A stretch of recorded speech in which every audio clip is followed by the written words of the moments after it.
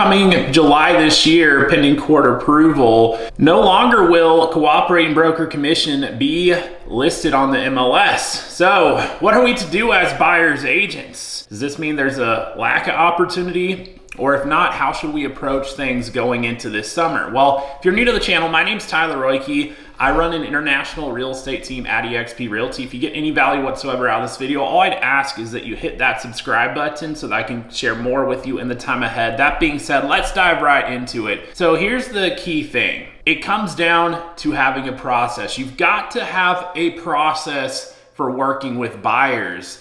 And the NAR ruling and so-called changes, all it does is raises the standard for us as a real estate professional to have a clear-cut process that we're guiding people that we're in contact with to potentially help them buy a house. We've got to have that process set in stone and address what needs to be addressed up front. So no longer will we be taking sign calls or internet leads and springing up to go and show a house at a moment's notice with someone we've never even had a conversation with prior. That will no longer be a thing. And I know it's a scary thing for a lot of people. It might be something you're fearing if you're watching this, but let me tell you something. I've been in the business since 2015. For me, this doesn't change anything about the process that I learned from the get-go of how you should approach working with buyers, which is have a buyer's consultation up front. Before you go show houses, before you do anything at all, once you qualify someone that's a buyer as someone who is ready, willing, and able to purchase a home, they have a timeline and motivation that they want to move forward on. Once you establish that timeline and motivation, you set an appointment to meet with them to discuss next steps, get on the same page, set expectations, and get the ball rolling as far as the process. That happens before you go and see houses. And so actually, here's how you can navigate that. Let's say you have a lead come in who wants to go see houses, and you get a sense that they're pretty qualified. They got a timeline motivation. You get a sense that they're ready, willing, able, although you do want to get them connected with the lender to truly establish that, because you don't know if someone's not pre-approved for a loan.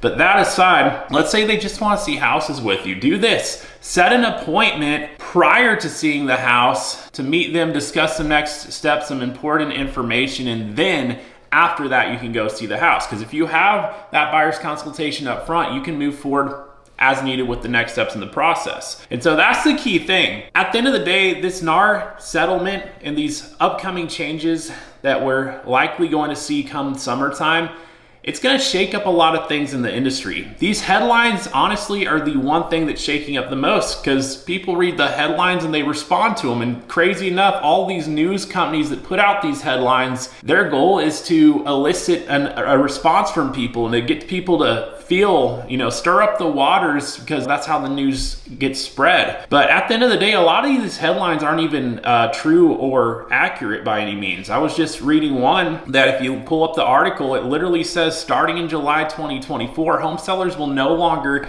be responsible for paying both their own agent and the buyer's agent. Instead, home buyers who want representation will have to pay their own agent separately. That is not entirely true. Because really all that's changing is no longer is it going to be inputted on the MLS. It doesn't mean that sellers aren't going to offer a commission. And sure, they're not responsible. However, they're going to be guided by their listing agents to decide whether or not they want to offer compensation and to what extent.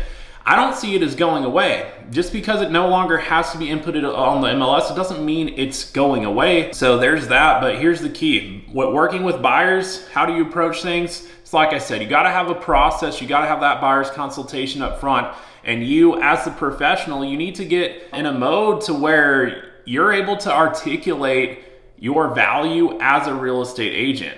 So you might need to sharpen that up if you haven't really clearly identified that, because honestly, being able to open doors is not a very high value proposition. So if that's how you've handled things up to this point, you've got to get more clear on what your value is beyond opening doors, because if you don't, you're not going to last in this industry. And again, this is just calling for a higher standard of professionalism.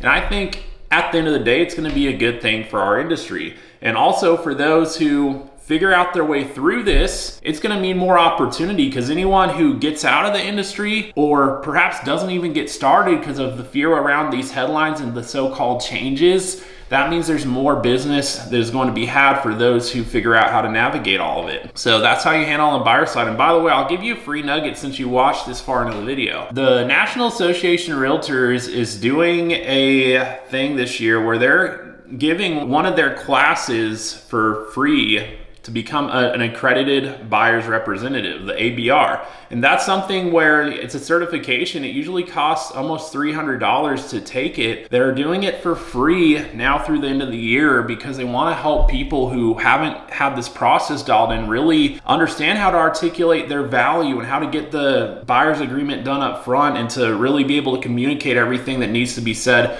to a prospective client in order for that to all go well and smooth. So if you need to take that, or if that's going to help you out, go and take it, because you're far better off doing that than just letting the fear of the headline stop you in your tracks. But I also want to mention something important. How else can we approach things with the settlement? At the end of the day, if you're listing properties, you are controlling the inventory. So imagine if instead of working with buyers, you've got a listing, right? You're the one who is negotiating the commission directly with the seller. You're setting forth that and what, if any, compensation will be offered on the other side of things. And if you're a savvy listing agent, you probably have a clear idea already of how you would navigate that. But point is, hey, if you're bringing the inventory to market, you have more control in your hands. But I want to be clear as well, having said that when you have a buyer's consultation up front, you're establishing what your commission is up front as well. So it's not going to be a situation where it depends on what is being offered, because you're establishing an agreement and you're establishing what happens if and when the cooperating broker commission doesn't cover what is being charged on the buy side. But like I said, on the flip side, hey, if you're taking the listings to market, you're in control of the inventory. So if you want the whole change with not having the buyer's agent commission listed on the MLS to be as little of a deal for you as possible, the best way to go about that would be to build a listing focused business, because you're going to know what's being offered. Someone's going to have to call you to figure out what that is if they're bringing a buyer to the table. So if you want that to be the easiest thing, take the listings, go after the listing inventory. So prospect for more sellers, make that a core part of your business.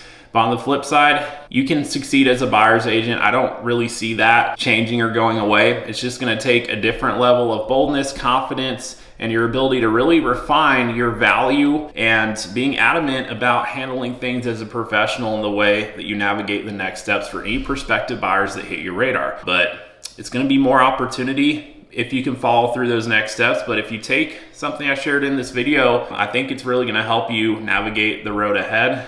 You shouldn't be someone watching this video getting out of the industry, because I don't think you would have seeked out this information if that were your mentality, that you were just going to throw in the towel and give up. Because really, I cannot emphasize enough, it's not a big change. It really isn't, because professionals have always had a process of how they've handled their buyers. They've always been able to communicate what needs to be said up front and have those consultations. And the most professional agents I know of, they've got to sign an agreement before they ever open a door. So get clear on your value proposition, take the ABR certification if that's going to be what you need to help you move with confidence, and make sure that you hit the subscribe button, because this is the tip of the iceberg on the value I will bring to the table to help you succeed and grow in the time ahead. And if there's anything I can do to help you out, reach out, email me, and also check out the description below. I've got some additional help and resources. And actually, one more thing I want to mention to you is, who are you surrounded with? What are you hearing from the people in your office or in your brokerage, whatever the case might be? Because at the end of the day, it's your environment, who you surround yourself with, and the environment you're in, that's going to largely affect where it is you go from this point on in your life. And if you're not in a situation where you're hearing how to properly communicate your value, you might want to reassess things, and you might want to put yourself in a spot with some people that are very proactive, not reactive to these changes. So for instance, company I'm a part of, actually already has a one-page buyer rep agreement that can be utilized all across the country by our agents. They didn't want to wait till July to implement. No, they're already proactive and have this in place where we can utilize it right away. We have our leaders communicating with us how to approach these situations. So if you don't already have those resources at your disposal, I implore you, schedule a call with me. It will be a free call. You can do that with the link in the description below. And let's explore how we can put you in a situation where you are on the cutting edge and you are with a forward-thinking community and environment of people around you who are doing the kind of production you want to do, who are helping you get to where it is you want to go. So schedule a call if you'd like to explore that. And thank you for watching the video. Until next time, I'll look forward to seeing you on the next video.